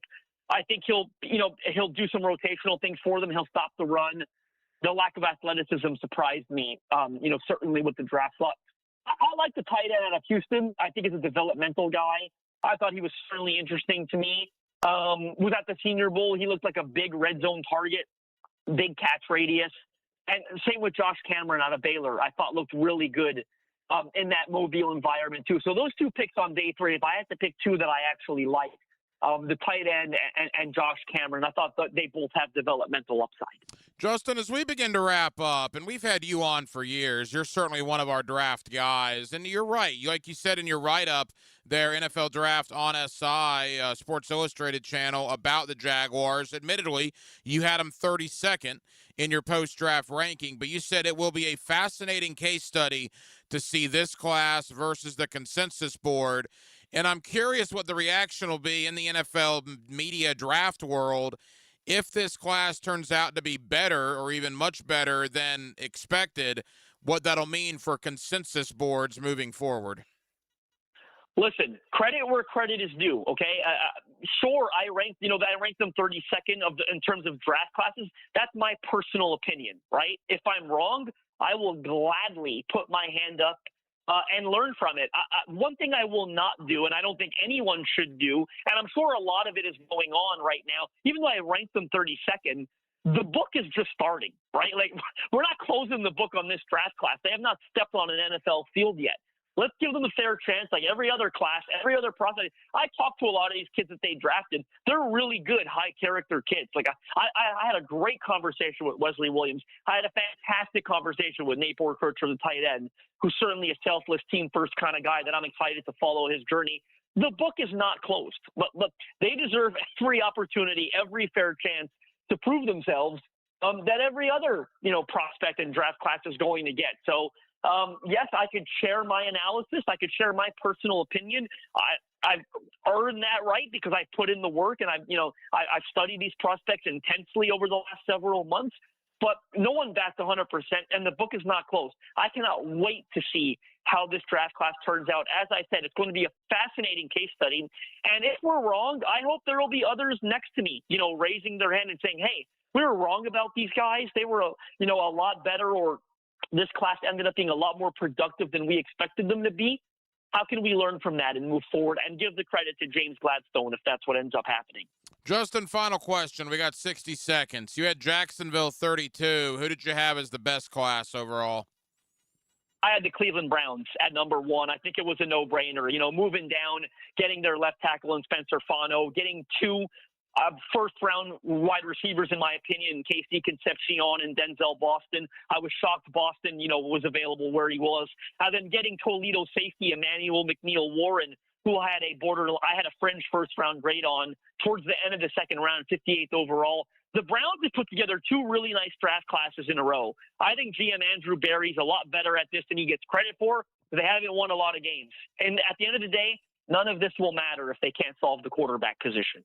Justin, tell the good folks here in Jacksonville, NFL Draft on SI, that's a Sports Illustrated channel, what they can expect when they head on over to the website. Yeah, I mean, just constant fallout reactions to the NFL Draft, ranking the classes, as I mentioned. Tomorrow I've got potential Pro Bowl rookies coming out. I've got which draft picks I think will have the biggest impact by the midseason mark. On Monday, I released my first 2027 mock draft of the year. Of course, Jacksonville has a first-round pick this year. They didn't have one last year. Head over to my Twitter, @JustinM_NFL. Find the 2027 mock. I've got Jacksonville picking there based on the Super Bowl odds. I've got them getting a really good player. NFL Draft on SI, a Sports Illustrated channel. Justin Mello. Justin, I know you're busy, man. Thank you, as always, for the time. We'll do it again soon, pal. Pleasure was all mine. You know where to find me. Just remember, guys, when you put on that 1010XL jersey, the name on the front is a lot more important than the name on the back. Yeah, I know how awful it is to get injured, but not like my friend Tom, who got rear-ended last year. Tom McMahon is here. Morgan & Morgan can help you. They're the largest personal injury law firm in the nation. 1,000 lawyers, 100 offices across the nation, and over $30 billion recovered. And guess what? They don't get a single penny unless you do. A proven track record with backup. Hard to find these days, but not with Morgan & Morgan. For the people, that's right. Get injured due to someone's neglect, get paid. Dial Pound Law or check out forthepeople.com. Hi, I'm Sean Monahan from Monahan Jewelers in Atlantic Beach. Since 1977, we've been Jacksonville's local family jeweler, and this Mother's Day, we'd like to help you celebrate Mom with up to 40% off our entire inventory. GIA certified natural diamonds and lab-grown diamonds, beautiful colored gemstones, designer brands, custom jewelry design, and Monahan Jewelers offers interest-free financing on any purchase, so get something special with a payment you can afford. Come celebrate Mom with fine jewelry at up to 40% off at Monahan Jewelers in Atlantic Beach. From free agency to the draft, training camp to the playoffs, nobody covers the Jags like Jaguars today. Mike Dempsey and Fat Tony bring the smartest football talk in Duval. Covered by Renewal by Anderson Custom Windows and Doors. 10 to noon weekdays on 1010XL. Hi, I'm Mac with Baker Glass. If you've got fogged up windows, let me help. We'll replace them with clear, insulated units that brighten up your home. People say we're fast, friendly, and reliable. Just check out our Google reviews. Call me today. Baker Glass. No one treats you better. Beetlejuice! Beetlejuice! Beetlejuice! It's showtime! That's right! The whole world loves Beetlejuice! It's a rowdy, rambunctious, rollicking good time! And a big, fantastical funhouse! We're raising the bar and occasionally the dead! You've never seen anything quite like Beetlejuice! March 12th through 17th, Jacksonville Center for the Performing Arts. On sale at fscjartistseries.org. I am so totally excited about Mother's Day because I know my men will send me a bunch of Kuhn Flowers floral arrangements. I get so many floral arrangements from Kuhn Flowers, it totally makes my friends all jealous and crazy. Order for Mom today at kuhnflowers.com. I'm U.S. Transportation Secretary Sean Duffy. The sound of a seatbelt. It's one of the most important sounds in our car. It means everyone is ready and everyone is safe. The more our kids see us put on our seatbelts, the more natural it is for them to put theirs on too. Make it a priority. Buckle up every time. Hear the sound? Make it a habit. Paid for by NHTSA. 1010XL, presented by Farah and Farah, exclusive injury law firm of the Jacksonville Jaguars. Still present, ready. Farah doesn't flinch. Now, the Monahan's golden moment. Monahan Jewelers in Atlantic Beach, your local family jewelers.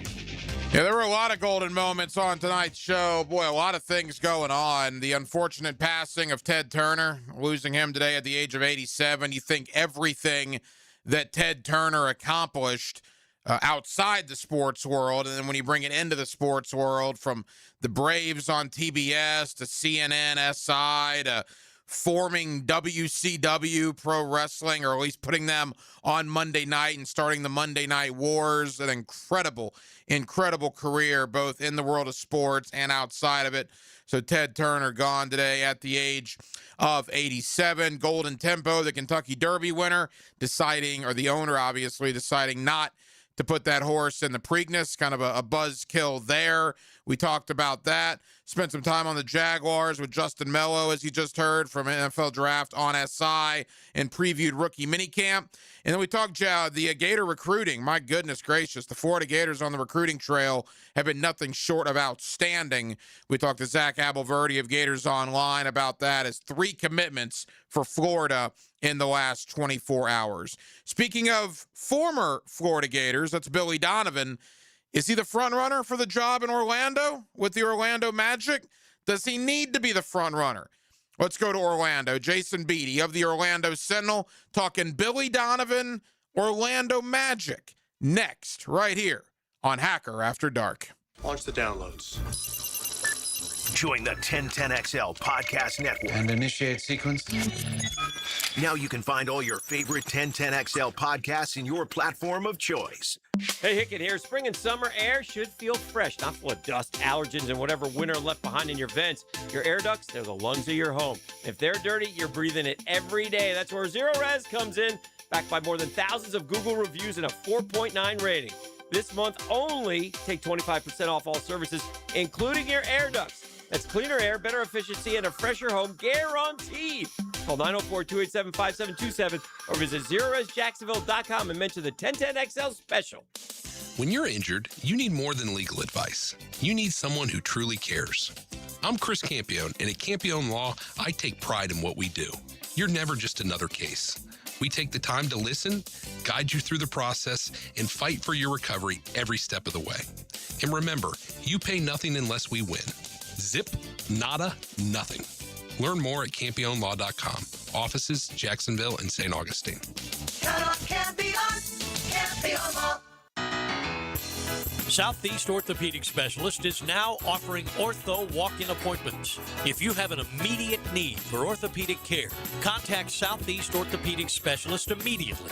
Avoid ERs and urgent care waiting rooms. For more information, go to se-ortho.com. Relieve pain and get back to life. Southeast Orthopedic Specialists. Repairing or replacing your roof is a pretty big investment, so when that time comes, you can trust my parents at Endless Summer Roofing. Visit EndlessSummerRoofing.com for a free quote. Endless Summer Roofing, protecting your home from Florida's endless summers. This is Victor Patel, CEO of North Florida Medical Center. Have you been in an auto accident? Are you feeling pain or stiffness? Our board-certified team has over 15 years' experience helping patients recover through chiropractic care, physical therapy, pain management, primary care, and neurology. Even minor injuries can cause long-term problems if left untreated. Schedule your free consultation today at nfmcjacks.com. North Florida Medical Center, bringing the care back to healthcare. Keeping kids active is a full-time job for parents. Look no further, though, than I-9 Sports, covering Duval, St. John's, and Clay to get your youngster in the game. Summer and fall registration open right now for flag football, soccer, t-ball, and basketball, plus girls volleyball at UNF and Bishop Snyder. Fields and gyms all over the First Coast, including Fort Family Field. And the best thing is, I-9 Sports offers sports year-round, so kids can always find a sport to play. i9sports.com, enter 1010 in the promo code for a discount. I'm with Greg from Cycles of Jacksonville. Honda going off-road. They've got it all. Two-wheel, four-wheel. What's happening, my man? Man, they've got the Talon. They got the Talon R. They've got the Talon Live Valve. You're looking to do some farm work, they've got the Pioneer 700, Pioneer 1000. Legendary Honda reliability. Super fun.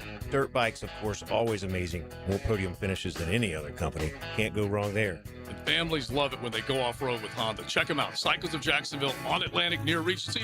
Cyclesofjacksonville.com.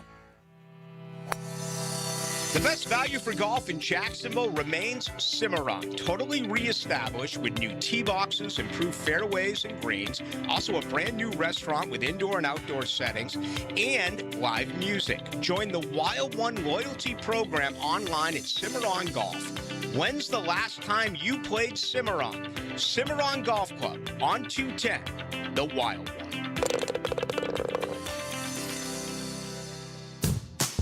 Daly's Dash is not only your Jaguars game day stop, but a great place to grab a meal any day of the week. To honor the Jags and the fans, we've crafted the Duval Sub. The Duval comes with freshly sliced turkey ham, melted cheddar and habanero jack cheese, topped with crisp lettuce, fresh tomatoes, and a double portion of our secret sauce, all served on a fresh roll. Come by your local's Daly's Dash today to get your delicious Duval Sub. Daly's is the official convenience store sponsor of the Jacksonville Jaguars. Catch Gators baseball all season long on 1010XL. Pitched by the personal injury attorneys of Farah and Farah, Randy Marion Cadillac of Jacksonville, and Renewal by Anderson Custom Windows and Doors. 1010XL, presented by Farah and Farah, exclusive injury law firm of the Jacksonville Jaguars. When it's game time, Farah doesn't flinch. Here's another call on the 1010XL hotline, driven by Key Buick GMC, home of the lifetime powertrain warranty. Back here on 1010XL and 92.5 FM in the city of Jacksonville. We are glad you are with us. The NBA playoffs continue into the conference semifinals. Unfortunately, that does not include the Orlando Magic, who blew a 3-1 series lead in round one, ultimately falling to Detroit in 7 games. And as a result of that, Jamal Mosley, the head coach of the Magic, was fired on Monday morning. Let's talk about where it went wrong, but maybe more so, let's talk about the future of the Magic roster and that head coaching opening. Jason Beatty of the Orlando Sentinel does a terrific job covering the Orlando Magic, and he's always kind enough to join us here on 1010XL. Jason, how you doing? I'm doing good. It's been a long 24, 72, 96 hours, whatever you want to describe it. Just, obviously when a series goes 7 games, I kind of dealt with this covering the team in 24 when they went 7 with Cleveland. And it's just a very long week of life, just traveling back and forth and covering games. And then, of course, now dealing with a coach being fired, it's only ramped up, but I'm doing well. Jason, the crazy thing is they lost to Detroit on Sunday. They probably got back to Orlando 8:30, 9 o'clock Sunday night would be my guess.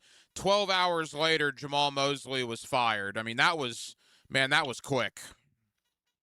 Yeah, I mean, that's not to be too surprising. I mean, at the end of the day, it is a business. And, I think it was a decision, even though I asked Jeff Altman when he came to that decision, he didn't really say an exact time point. But I think, by then, I think even if they had won the series and gotten to the second round, we'd probably still be talking about this. So the reality is that it had been something that had been in the works for some time and known that it was probably going to happen. And there was always that potential, and they don't move quick. They don't wait too long, with these sorts of things in the NBA. There's been a lot of conversation, particularly on social media. Did Jamal Mosley get a raw deal here due to injuries, other such factors? You cover that team as closely as anybody. Do you think Mosley got a raw deal? I'm not entirely sure. I think I think the answer is really somewhere in the middle. Obviously, it's hard for any coach to have any success of any kind when his best players can't consistently stay on the floor. We saw that last year with Jalen Suggs, Franz Wagner, and Paolo Banchero all missing a significant amount of time. And then this year, Franz Wagner missing almost 50 games. And of course, Jalen and Paolo both had some short stints missing time as well.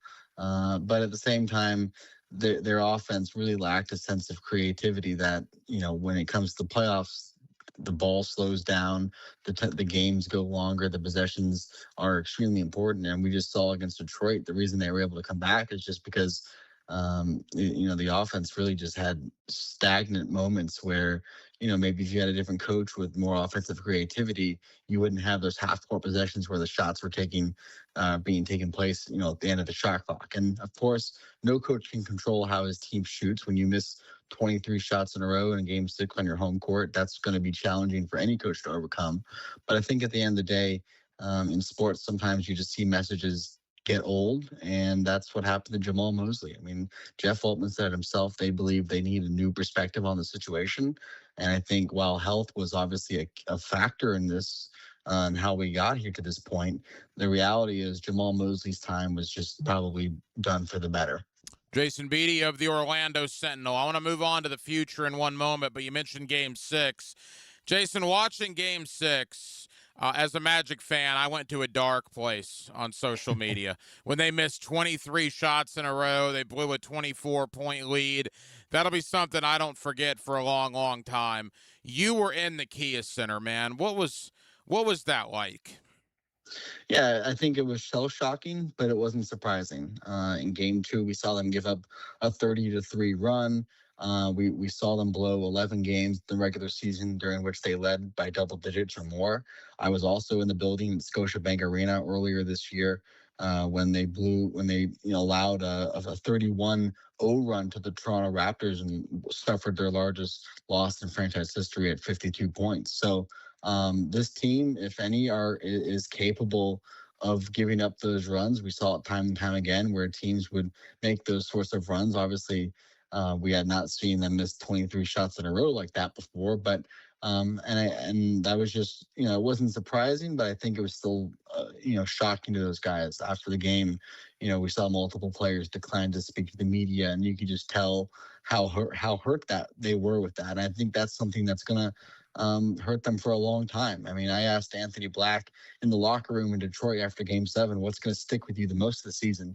And he could have easily gone on to say, well, I love the memories we created and blah, blah, blah. But he gave a very succinct answer and simply said, losing Game 6. So as upset as fans are, I think the players are right there with them, and they understand the opportunity that they didn't take advantage of. Jason, I want to talk about some player personnel issues in a moment. First to the head coaching opening. Certainly here in Jacksonville, I would imagine down there in Orlando, the name Billy Donovan is still a very popular name in this state. He is available. The Magic have a job opening. Do you believe Billy Donovan will be in play for the Magic job? Absolutely. I mean, I think Billy is from my understanding, interested potentially in the job. I think the Magic like him a lot. Jeff Weltman wouldn't go into details about whether or not they believe they need an experienced coach or they'd be willing to hire another first-time coach, or does they need championship experience? I mean, any of those details, Jeff was pretty short on, and he's going to keep things close vested as he's done throughout his entire tenure with the Magic. But Donovan's going to be a name. Tom Thibodeau is going to be a name. I think there's going to be a lot of names, and I think this is an attractive job for the right reasons. Paolo Banchero, Franz Wagner, Desmond Bain. Like there's a lot there that a coach who maybe might be a little bit more offensive minded, even though defense is still the backbone of this roster makeup. It's still an attractive job for those reasons because of just how close they came. And if you had a different coach in there, who knows what would have happened. But there's going to be a lot of names in there. I think Billy Donovan is certainly going to be on there. We had a situation here in Jacksonville relating to what's going on with you guys in Orlando. Again, Jason Beatty of the Orlando Sentinel here with us. Trent Baalke, the Jaguar general manager, kept surviving every coaching firing. I think he had 3 different head coaches here under his tenure, and people were done with Trent Baalke until he ultimately finally got shown the door. In Orlando, what I'm reading online is people aren't all that thrilled that Jeff Weltman, who's essentially the GM, I think there's a different name for it in the NBA, but that's basically what he is, player procurement. He remains while Jamal Mosley got fired. What has been the reaction to the Magic getting rid of the coach, but not the front office, man? Yeah, I think there's been a lot of frustration with that, and especially the way it was handled. Our reporting at the Orlando Sentinel and also at The Athletic indicated that an extension for Jeff had been started on in the summer and was finalized in mid-December. Of course, we don't hear about it officially until the end of the season comes out. That timing was fishy. I pressed Weltman on that yesterday during exit interviews when he spoke, and he said that's his fault. He should have been, he wished he had handled that differently in terms of the timing of his announcement. But at the same time, I think the franchise was aware of the sort of backlash that was possible from that. I think also there was potential that they could have made a coaching change earlier than when it came. It could have easily come in the middle of the season, but they stuck with Mose, and here we are now. And the reality is, I think when you look at the big picture, Jeff has done some good and some bad. If you look at the players he's picked, some have been wildly successful. Paolo Banchero, Franz Wagner, Jalen Suggs has had his moments. And then there's other players that have not been wildly successful. Yes, Anthony Black took a leap this year, but you look at the same draftee lottery pick, Jett Howard won't be on the team probably in the future. So there's a lot of situations where Jeff, he's gotten a lot of the big pieces right. Obviously, when you make playoffs 3 years in a row, there's something to that to be said that has some success. But at the same time, he hasn't done very well in the margins. And that's where you look at a Kentavious Caldwell-Pope signing that didn't work out. You look at Tyus Jones signing last year that they were excited about that didn't work out. And there's there's a lot of examples like that where on the margins, Jeff has not been able to be that successful in this. And when you talk about building a championship team, you look around the league and the teams that are still in the playoffs, it's not just the top guys. It's an entire roster, a 15-man roster where each one of those guys can contribute. And I think that's where some of the frustration stems, because here we are again in the offseason, and he's talking about the team still needs more shooting, the team still needs more depth. And the reality is he had 1 year left on his contract, and they made the decision to extend him, and it's now a big summer for him in the front office. Couple of more for Jason Beatty of the Orlando Sentinel. All right, Franz Wagner. I'm a big fan of Franz, but, Jason, he's made of glass at this point, man. The issue is some guys just get injured, and Franz Wagner the last 2 years, I understand Madison Square Garden, it was a freak thing, but Wagner's missed like 80 games over the last 2 years. How much of a concern is that moving forward? Yeah, I think personally they handled that correctly, that they shouldn't have played him in the playoff series once he suffered that right calf strain. As much as he wanted to play and be on the court, the reality is we've seen time and time again with Tyrese Halliburton and Jason Tatum and Durant, when you have those calf strains, it leads to Achilles tears. And that's would have been not just impacting the immediate, but also the future and next season. So once he had that right calf strain, I didn't really expect him to be back this playoffs. And it's unfortunate timing because he was playing really well and being impactful. And you saw the way Cade Cunningham, played before and after he was hurt. And obviously that was a big reason why Detroit won the series. It wasn't the only reason, of course, because Orlando did have a 24-point lead on their home court in Game 6, even without Franz in the game. But I think when you look at Franz the last couple of years, it's been extremely frustrating for him. He works really hard, and he's a warrior, and he plays through a lot of stuff. But he's also now starting to, the injuries are piling up a little bit with him. And I think, there's no European tournaments this summer that he's going to play. And I think this is the big offseason for him to get his body right and to come in this year. But I also think at the same time, a little bit of what went wrong with Franz this year was mishandled by the medical staff and the front office. The reality is, yes, it was a freak accident that happened in New York on December 7th, but you don't see many players come back multiple times and have to then stop and go in recovery treatment. Obviously, I don't think there were many scenarios where he wasn't going to play in Berlin. But why did he play before the All-Star break against the Bucks twice? That, to me, is extremely puzzling. And Jeff, we pressed him on that whole situation. He just continued to say, injuries happen, and someone fell on him in New York, and there wasn't much they could do. Like, he didn't really seem that well intended in terms of bashing his medical staff, which is fine. He's going to protect his people as he should. But I think there are some questions about Franz's health and moving forward. But there's no doubt that Franz is going to put in the right work to get his body right this summer. Jason, as we begin to wrap up, Jalen Suggs gets paid a lot of money. And let's call it what it is. He was terrible against Detroit. Defensively he was fine. Offensively, that was a nightmare. And there's a lot of talk about him with Anthony Black extension eligible. Is Jalen Suggs on this team next year? Well, I can't say whether or not he's going to be on the team this year. But what I can say is certainly it seems like as though he's going to be on the table to be not on the team next year. That's been already reported by The Athletic that he's going to be considered as a potential trade candidate. Would Would it be surprising if he wasn't on the team next year? I think so. What would a new coach with an offensive system look like for Jalen Suggs? I mean, Jalen's whole deal is sometimes he plays a little too chaotically, a little too nonchalant. We saw that in the series against Detroit. Some of the shots he was taking, he was trying to be the hero. And I think that was something that you talked about the bad habits of this team. Jalen was a big part of that. It wasn't only on him, of course, but settling for threes and taking bad shots and making poor decisions with the ball in his hands. Something that this team hasn't had is really a true point guard, and they really want Jalen to be that guy. But at the same time, he hasn't really shown that on the biggest stage. And you are right; he is owed a lot of money. You're also right that they have to find a way to keep Anthony Black if they see him in the future on this team, which I think they do. They like him a lot, and the steps he took this season before he got hurt, that injury, the abdominal injury, really slowed his season down. But with Jalen Suggs, certainly they're gonna take a long, hard look at his future of this franchise for sure. Jason, final question. And by the way, Desmond Bane, 4 first-round picks. I was shocked about that when it happened last summer. I'm not sure if he wasn't worth a lot of that. I thought Desmond Bane was pretty spectacular for a majority of the year, and I'm happy he's going to be in the future plans. And that I want to end with Paolo. How involved should he be, will he be in this coaching search? Jeff Altman made it sound like the players aren't going to be that involved in the search. When we asked him about that directly yesterday, he said he wouldn't want to put the players in that position.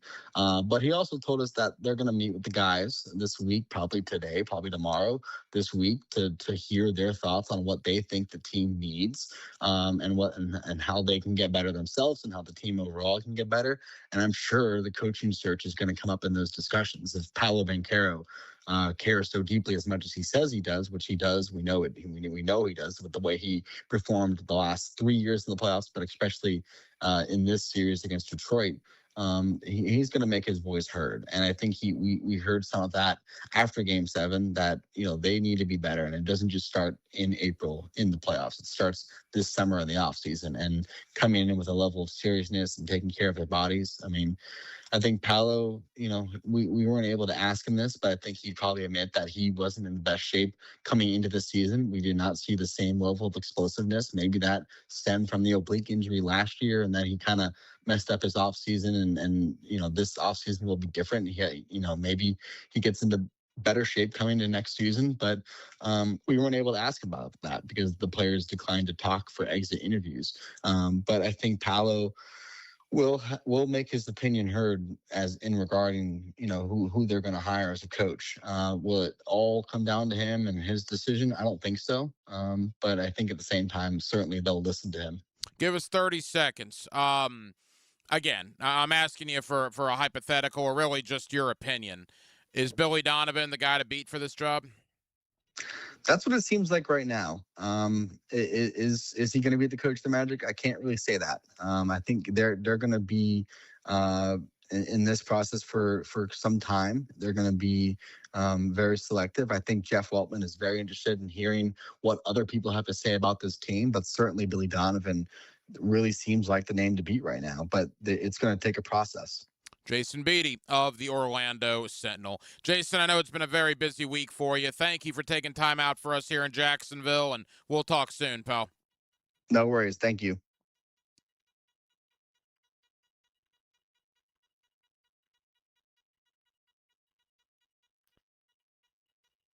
College is right for you. When college football news breaks, Matt Hayes